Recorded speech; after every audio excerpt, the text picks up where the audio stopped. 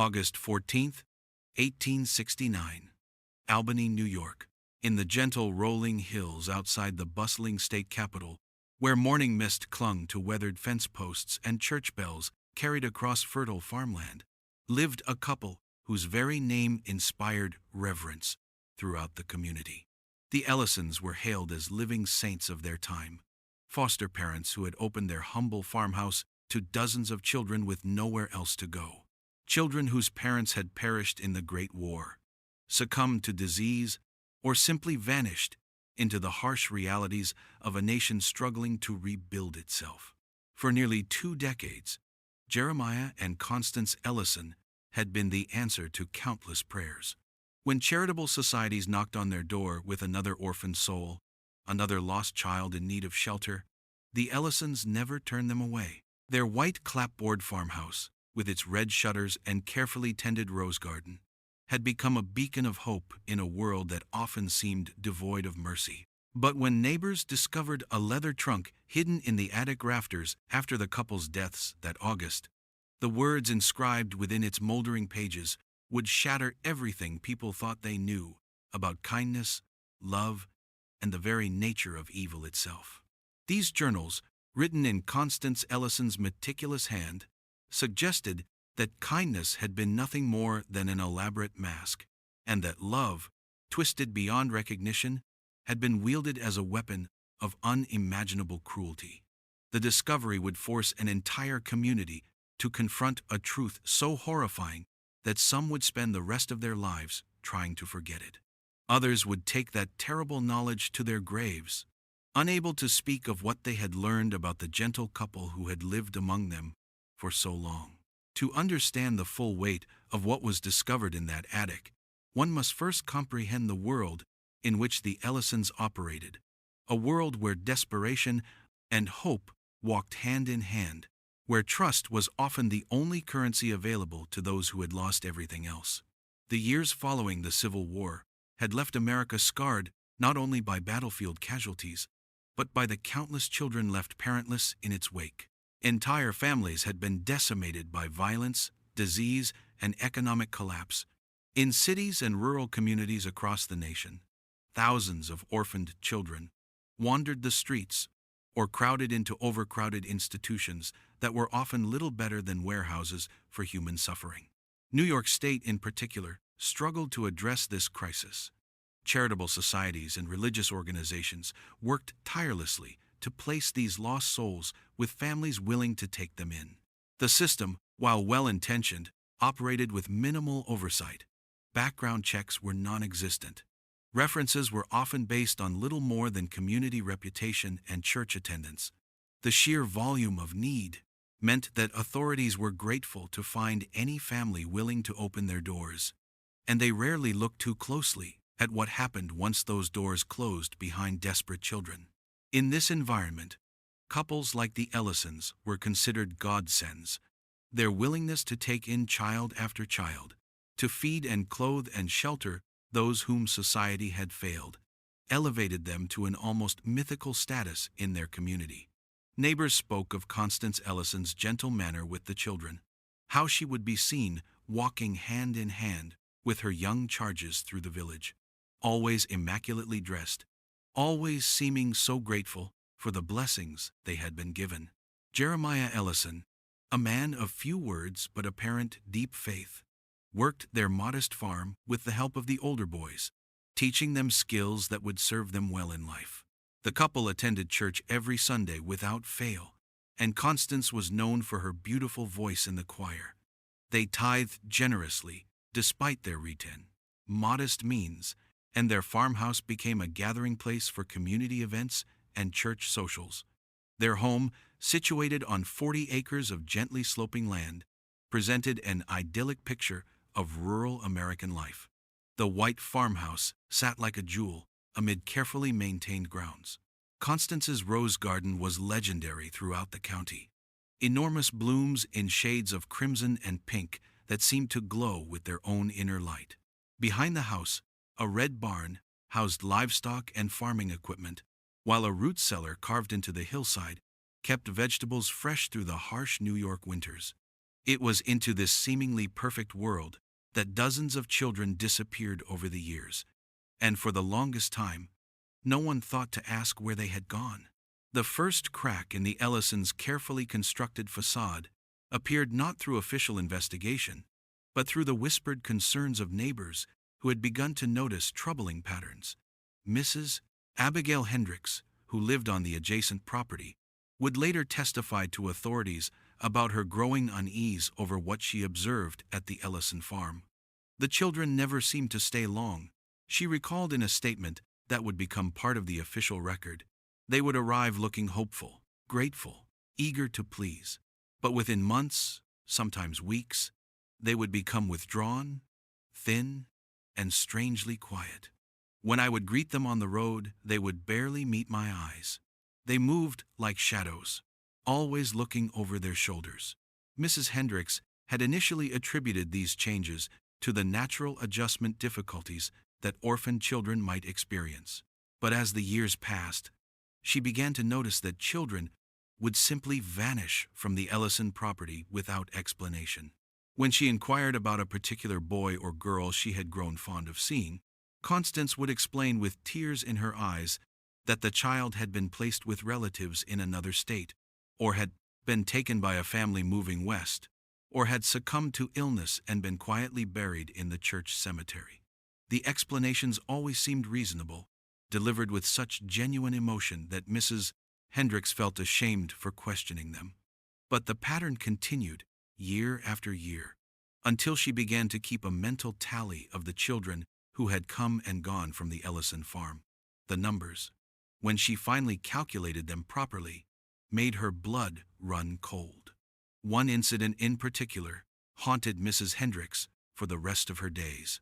A girl named Sarah Whitmore, perhaps 8 years old, with golden curls and bright blue eyes, had been placed with the Ellisons during the harsh winter of 1866.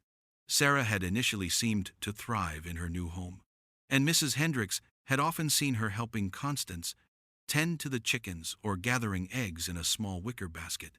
But by spring, Sarah had changed dramatically. The child who had once waved cheerfully from the garden now flinched when spoken to. Her golden curls had been shorn close to her scalp, and dark circles shadowed her once bright eyes. When Mrs. Hendricks encountered Sarah at the village school, the child seemed desperate to communicate something, but terrified to speak plainly.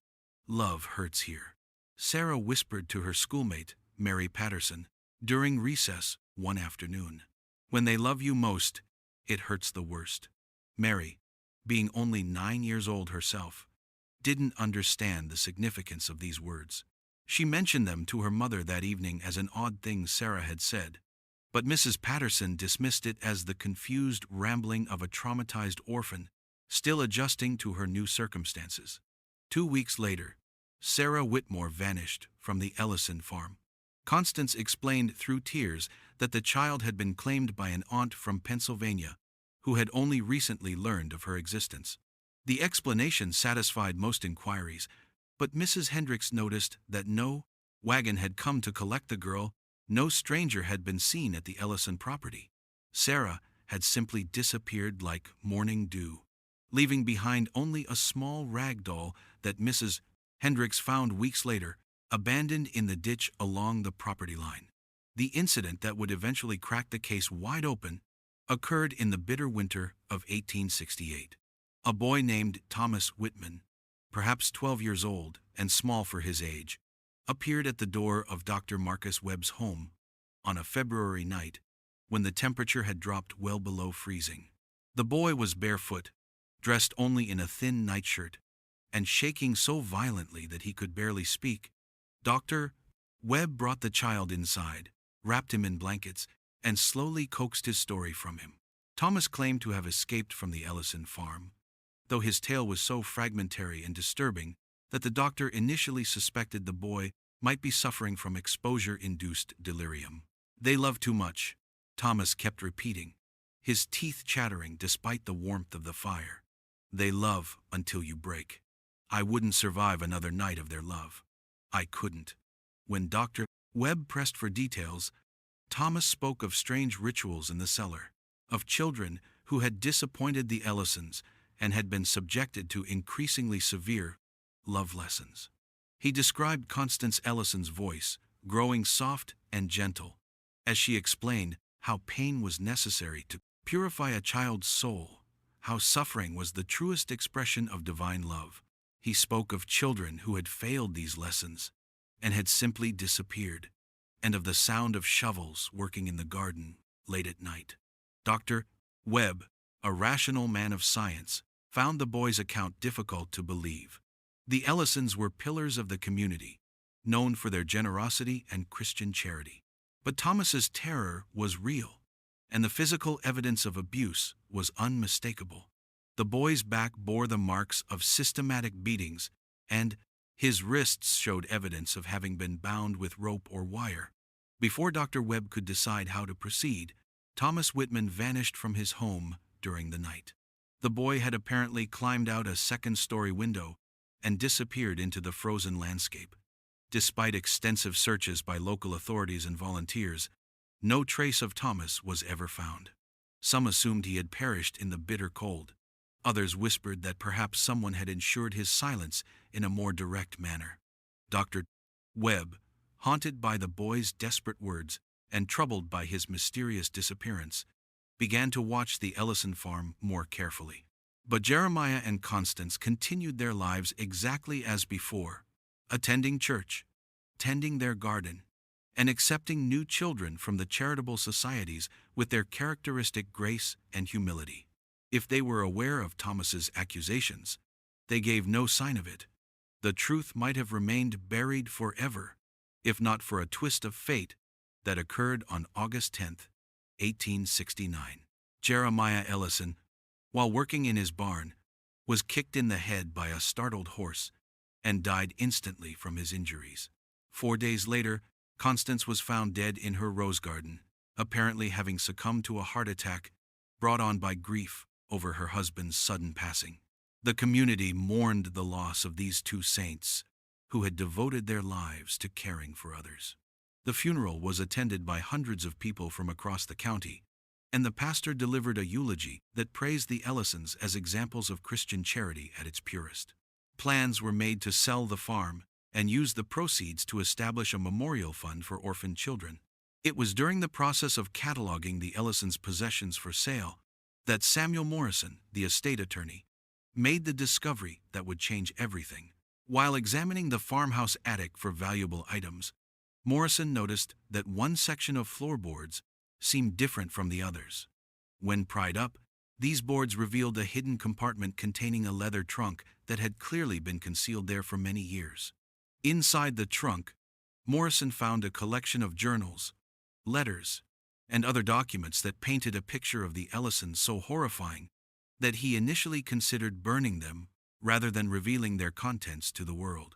The journals, written in Constance Ellison's precise handwriting, dated back nearly 20 years and provided a day-by-day account of life at the farm that bore no resemblance to the public image the couple had cultivated. The early entries in the journals seemed innocent enough, even touching in their obvious affection for the children who had been placed in their care. Constance wrote lovingly of teaching young Sarah to bake bread, of Jeremiah showing the boys how to milk cows and mend fences. The entries glowed with maternal pride and Christian devotion, praising God for blessing them with the opportunity to care for his most vulnerable children. But as Morrison continued reading, the tone of the entries began to shift in subtle, disturbing ways. References began appearing to tests of obedience and love lessons that would help the children develop proper gratitude and submission. Constance wrote extensively about the importance of breaking a child's willful spirit in order to make room for divine love to enter their hearts. Little Margaret showed signs of defiance today. Read one entry from September of 1854. She refused to eat her porridge and spoke back when corrected. Jeremiah and I prayed extensively about how to guide her toward proper gratitude. We have decided that a period of reflection in the cellar, with only bread and water, will help her understand how blessed she truly is. As the pages turned, the punishments described became increasingly severe. and the language used to justify them grew more twisted. Constance wrote of starvation as teaching appreciation, of beatings as correction, delivered with love, and of various forms of torture as purification rituals designed to burn away a child's sinful nature and prepare them for God's grace. Perhaps most chilling of all were the meticulous records Constance kept of each child's progress through what she called the lessons of love. She rated their submission, their gratitude, their spiritual development, and their physical endurance with the same careful attention to detail that another woman might use to record recipes or household expenses. Children who excelled in their lessons earned Constance's highest praise and were described as achieving perfect love. But for those who struggled or resisted, the journals documented an escalating series of punishments that grew more creative and cruel with each failure. And for those children who ultimately failed their lessons entirely, the journal entries simply stopped with no explanation of what had become of them. Morrison realized with growing horror that the names listed in these journals far exceeded the number of children the Ellisons were officially known to have fostered. While community records suggested the couple had cared for perhaps 15 to 20 children over the years, Constance's journals contained detailed entries for more than 40 different names. Where had all these children gone? The answer to that question lay in another discovery that Morrison made in the trunk, a series of hand-drawn maps that appeared to show the layout of the Ellison property, with particular attention to certain locations in the garden, the barn area, and the woods behind the house. Small crosses marked specific spots, accompanied by initials and dates that corresponded disturbingly with names that had been crossed out in the journals. Morrison understood immediately what he was looking at, but the implications were so staggering that he struggled to accept them. The couple who had braided with wide, been revered as saints by their community, appeared to have been systematic murderers of children, and they had been documenting their crimes with the same meticulous care that others might use to record the weather. Faced with evidence of what might be the most horrific crime in the county's history, Morrison knew he had no choice but to contact the authorities, regardless of the scandal it would create. Sheriff William Carpenter, a man who had known and respected the Ellisons for decades, initially resisted Morrison's claims. The idea that Jeremiah and Constance could be responsible for such atrocities seemed impossible to accept. But the evidence in the journals was too detailed and extensive to dismiss, and Sheriff Carpenter reluctantly agreed to authorize a discreet investigation. The decision was made to keep the matter as quiet as possible, while determining the truth, partly to protect the reputation of living community members who had been involved in placing children with the Ellisons, and partly because no one wanted to believe that such evil had been hiding in plain sight for so many years. The first step was to interview neighbors and community members who might have observed unusual activities at the Ellison farm. Mrs. Hendricks, when finally given permission to voice her long-suppressed concerns, provided authorities with a wealth of disturbing observations.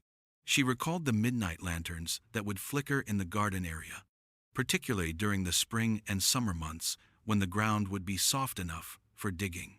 There were sounds, she told Sheriff Carpenter during her formal interview, sounds that I convinced myself were animals, or perhaps the wind in the trees, but they came from the direction of the Ellison property, and they sounded human, like crying or pleading. I should have investigated, but they were such good Christian people, and I told myself I must be mistaken. Other neighbors provided similar testimonies. John Fletcher, whose property bordered the Ellisons' woods, recalled strange smells that would drift from the direction of their cellar during certain times of the year. Sickly sweet, like flowers but wrong somehow. He described it. Constance always kept roses, but this was different. It made my stomach turn. Martha Collins, who had occasionally helped Constance with canning and preserving, mentioned that she had never been permitted to enter certain areas of the house, particularly the cellar. Constance always said it was too dangerous for visitors, that the stairs were rotted and might collapse. But I could see the stairs from the kitchen door, and they looked perfectly sound to me. Armed with these testimonies and the evidence from the journals, Sheriff Carpenter made the difficult decision to authorize excavations at the Ellison property. The decision was kept as quiet as possible, with only a small team of trusted men involved in the work. They began with the rose garden, where Constance had spent so many hours tending her famous blooms.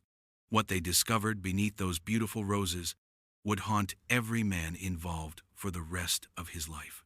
The first shallow grave was found just 18 inches below the surface, carefully positioned between two large rose bushes. The small skeleton, clearly that of a child, was wrapped in what had once been a white sheet. A small wooden cross, carved with the initials SW, marked the spot, initials that corresponded exactly with Sarah Whitmore, the girl who had whispered that love hurts here. As the excavation continued, more graves were uncovered throughout the garden. Each one was carefully positioned to avoid disturbing the root systems of Constance's prized roses, suggesting that the garden had been designed from the beginning to serve this horrific dual purpose. The roses, fed by the decomposing remains of murdered children, had grown larger and more beautiful than any others in the county. By the time the excavation of the garden was complete, the remains of 11 children had been recovered. Each skeleton showed evidence of systematic abuse, fractured bones that had healed poorly, signs of malnutrition, and in several cases, trauma that could only have resulted from deliberate torture. The children had ranged in age from approximately 5 to 13 years old, and all had been buried with small personal items that corresponded to descriptions in Constance's journals. But the horror was far from over. Constance's maps indicated additional burial sites in the woods behind the house and beneath the barn floor.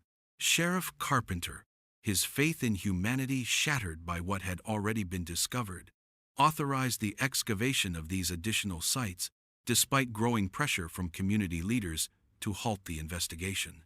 The woods yielded another 6 small graves, these less carefully maintained than those in the garden, but equally methodically placed. The barn excavation proved even more disturbing, revealing not only more remains, but evidence of the chamber where much of the torture had apparently taken place. Iron rings set into the stone walls, stained wooden tables, and implements of torture that had been carefully preserved and maintained. In total, the investigation uncovered the remains of 19 children, all of whom appeared to have been systematically tortured and murdered over a period of nearly 2 decades. But even this staggering number didn't account for all the names listed in Constance's journals, suggesting that there might be additional burial sites that had not yet been discovered. The most chilling discovery came in the final journal entry, dated just 3 days before Jeremiah's fatal accident. In her precise handwriting, Constance had written what appeared to be a philosophical reflection on her life's work. Love must be perfected in silence. Only in the complete submission of the beloved can the lover achieve perfect expression of divine will.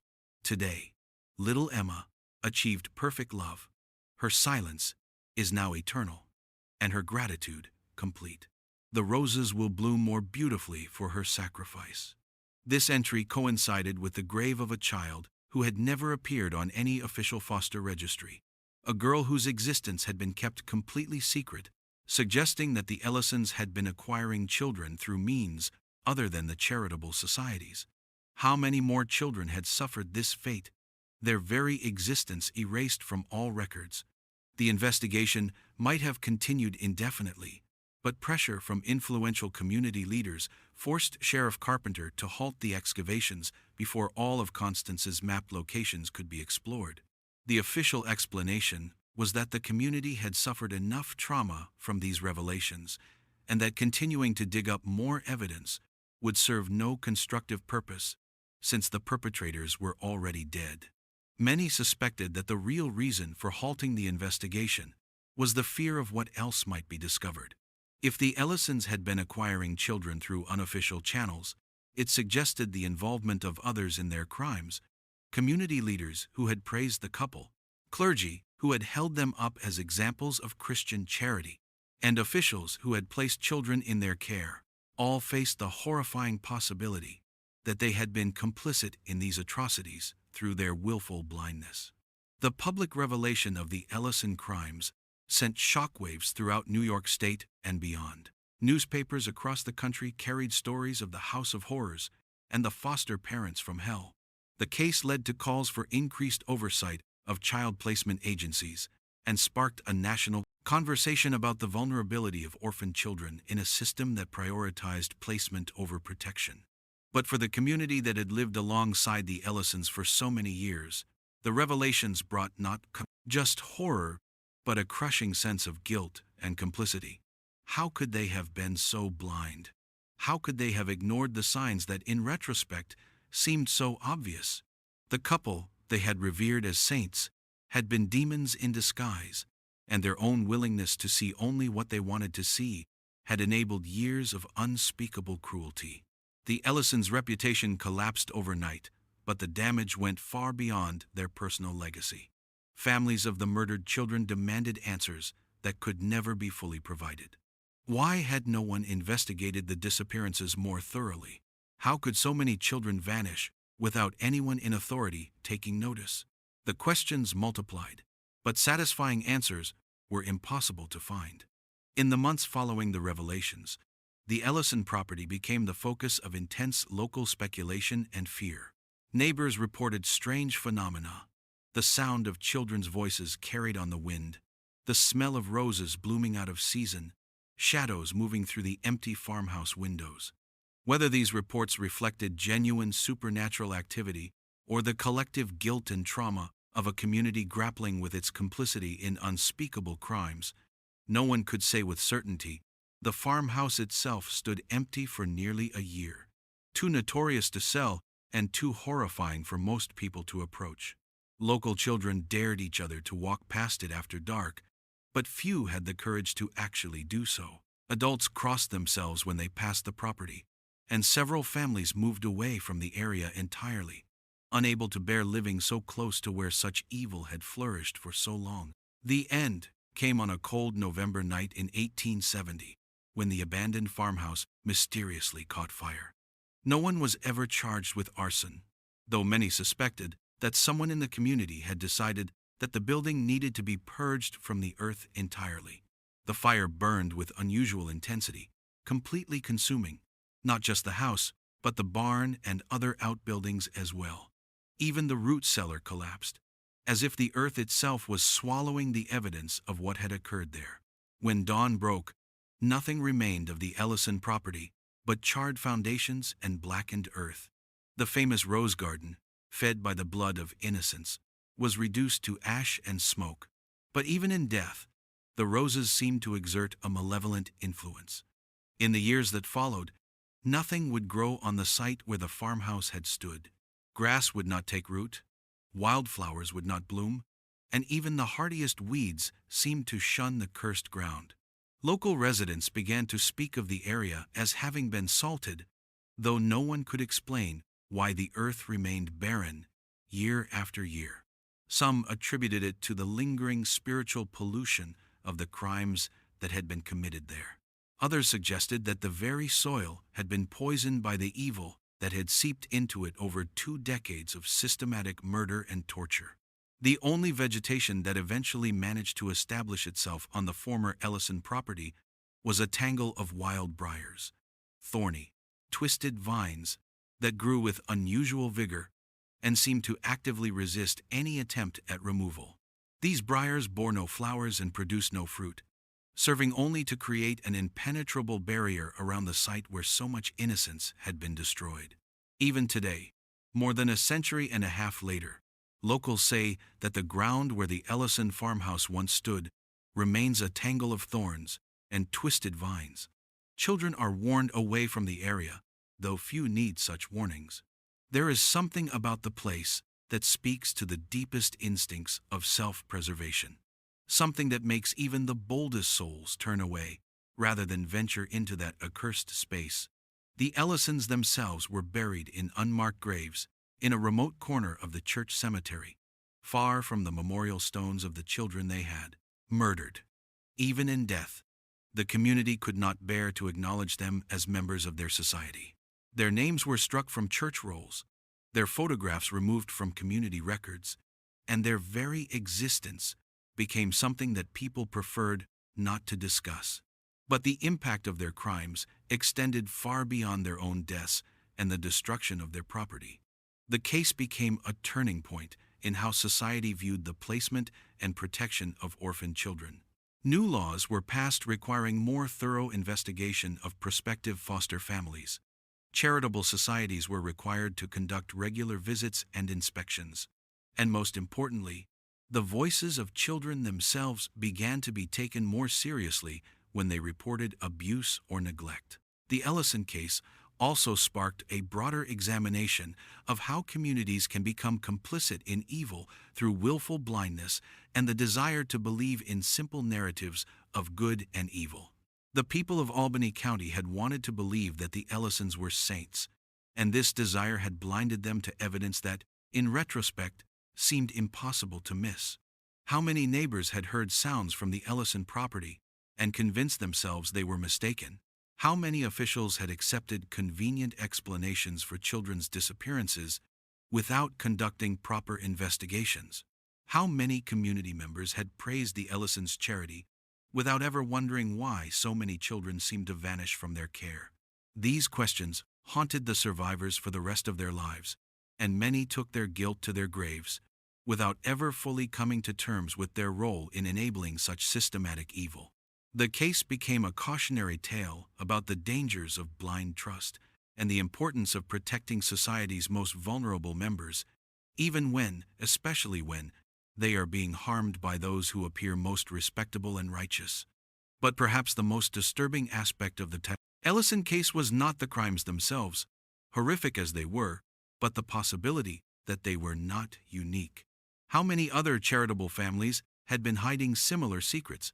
How many other communities had been willfully blind to evidence of systematic abuse and murder? The very foundations of trust and social cooperation had been shaken by the revelation that evil could masquerade so successfully as good for so many years. In the decades that followed, investigators and historians attempted to determine the full scope of the Ellisons' crimes and to understand how such systematic evil had been able to flourish for so long without detection. But many questions remained unanswered, partly because key evidence had been destroyed in the fire that consumed their property, and partly because community leaders had halted the investigation before all possible burial sites could be explored. Were there additional victims whose remains were never discovered? Had the Ellisons been part of a larger network of individuals involved in the systematic abuse and murder of children? Were there other families in other communities engaged in similar activities, hidden behind facades of respectability and Christian charity?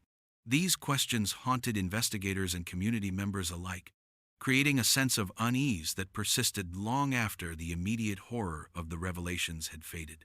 The psychological impact of the case extended beyond the immediate community to influence broader social attitudes toward authority, trust, and the protection of children. The idea that respected community leaders could be capable of such evil challenged fundamental assumptions about how society identifies and prevents harm to its most vulnerable members. If the Ellisons could maintain their reputation as saints while systematically torturing and murdering children for 2 decades, what other horrors might be hiding behind facades of respectability and virtue? This question became particularly acute as similar cases began to surface in other communities across the country. While none matched the Ellisons' crimes in their systematic nature and extended duration, reports of abuse and murder in foster homes, orphanages, and other institutions designed to care for children became increasingly common in the years following the Albany County revelations. Some attributed this increase to greater awareness and more thorough investigations rather than a genuine increase in such crimes. But others worried that the Ellisons had been part of a broader pattern of exploitation and abuse that society had simply been unwilling to see or acknowledge. The very systems designed to protect orphaned and displaced children had in too many cases delivered them into the hands of predators who viewed their vulnerability as an opportunity rather than a responsibility. The Ellison case also raised disturbing questions about the nature of evil itself and how it can flourish in the most unexpected places. Jeremiah and Constance had not been obvious monsters lurking in dark corners. They had been pillars of their community, regular churchgoers, generous contributors to charity, and beloved neighbors who seemed to embody the very best of Christian values and social responsibility. Their ability to maintain this facade while engaging in systematic torture and murder suggested a level of calculation and psychological sophistication that challenged simple explanations of criminal behavior. They had not been driven by obvious motives, like greed or passion, but by what appeared to be a genuinely twisted belief that they were serving God by purifying children through suffering and ultimately releasing them from the burden of earthly existence. This religious dimension of their crimes made them particularly disturbing to a community that shared many of the same fundamental beliefs and values. If the Ellisons could interpret Christian teachings about love, sacrifice, and purification in such a horrifically distorted way, what prevented others from making similar interpretations? How could anyone be certain that their own understanding of divine will was more accurate than the Ellisons' apparently sincere belief that they were serving God through their actions? These theological and philosophical questions added another layer of horror to crimes that were already difficult to comprehend on a purely human level. The Ellisons had not simply been evil people doing evil things, but evil people who believed they were doing good, perhaps the most dangerous form of evil imaginable, because it is immune to the normal checks of conscience and social disapproval. Their journals revealed not guilt or shame about their actions, but pride and satisfaction in what they saw as their service to a higher purpose. They had documented their crimes not to hide them, but to celebrate them, recording each successful lesson and each achievement of perfect love, with the same satisfaction that others might feel in recording acts of genuine charity and kindness.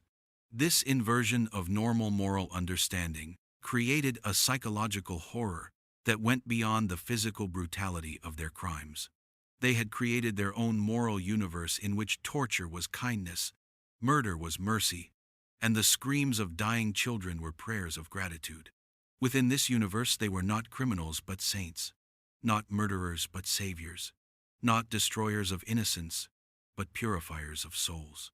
The ability to maintain such a radically distorted worldview while functioning normally in society raised fundamental questions about human nature and the reliability of moral intuition. If people as apparently normal and respectable as the Ellisons could harbor such twisted beliefs while maintaining the appearance of virtue, how could anyone be certain of their own moral clarity or that of their neighbors? As the years passed and the immediate shock of the revelations faded, the Compton Ellison case became embedded in local folklore and national consciousness as a cautionary tale about the hidden nature of evil and the importance of vigilance in protecting the vulnerable. But it also became something more, a reminder that the greatest horrors are often perpetrated not by obvious monsters, but by those who believe most fervently in their own righteousness. The twisted briars that grew over their property became a fitting symbol for the legacy of their crimes. Like those thorny, sterile vines, the memory of what they had done continued to grow and spread, choking out more pleasant recollections and serving as a permanent reminder of how easily evil can take root in the most unlikely places.